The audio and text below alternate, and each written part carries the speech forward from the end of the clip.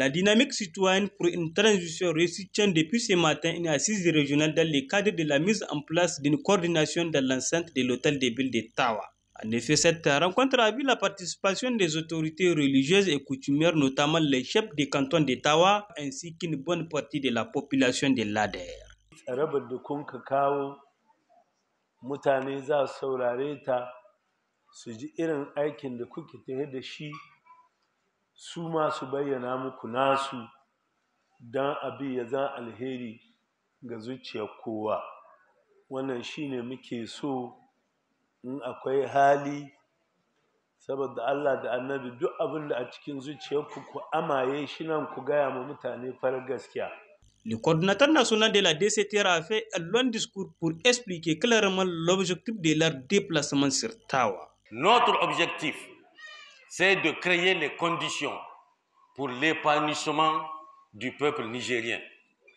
Notre objectif, c'est de créer les conditions de sécurité au sein de nos populations.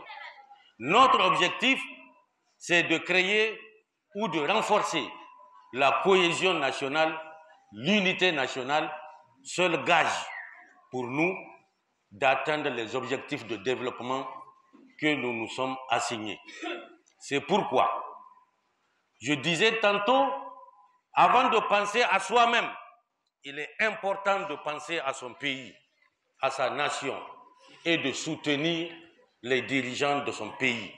En continuant son intervention, Sidibé Issouf n'a pas manqué de faire une mention spéciale au peuple nigérien pour sa résilience suite à l'embargo imposé à son encontre par les organisations communautaires, mais aussi proposer quelques pistes de solutions. Je rappelle ici que nous sommes un pays depuis le 26 juillet 2023 qui est sous embargo. Nous sommes conscients aujourd'hui des conséquences de cette mesure sous-régionale et internationale sur notre vie quotidienne.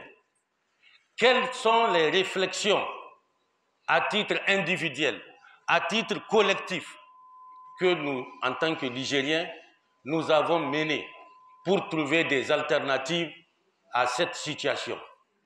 Au niveau des dirigeants du pays, en termes d'alternatives par rapport aux difficultés économiques et financières, une initiative a été prise de créer un fonds de solidarité. Je profite de l'occasion pour rendre hommage et féliciter tous les Nigériennes, toutes les Nigériennes et tous les Nigériens qui ont réagi favorablement en apportant leur contribution. Mais nous pensons au niveau de la DCTR que cet élan de solidarité doit s'élargir à tous les niveaux. Non seulement au niveau financier, mais également dans d'autres secteurs où chacun d'entre nous, individuellement ou collectivement, peut apporter sa contribution pour soulager la souffrance de notre peuple. Notre pays est sous embargo avec beaucoup d'implications sur le plan social, sur le plan humanitaire, sur le plan économique. Nous sommes un peuple résilient. Depuis 5 mois, nous avons résisté à cette situation. Mais il est grand temps qu'au-delà des attentes que nous formulons au niveau de nos partenaires qui nous ont mis dans cette situation et par rapport auxquels nous félicitons les nouvelles démarches, notamment de la CEDEAO, qui, de la position où ils ne reconnaissent plus les autorités nigériennes, ont évolué vers la reconnaissance, non seulement qu'au Niger, depuis le 26 juillet 2023, ils reconnaissent qu'il y a eu coup d'État. Et depuis lors, ils reconnaissent qu'à partir de cet instant, le Niger est dirigé par une équipe du Conseil national pour la sauvegarde de la patrie.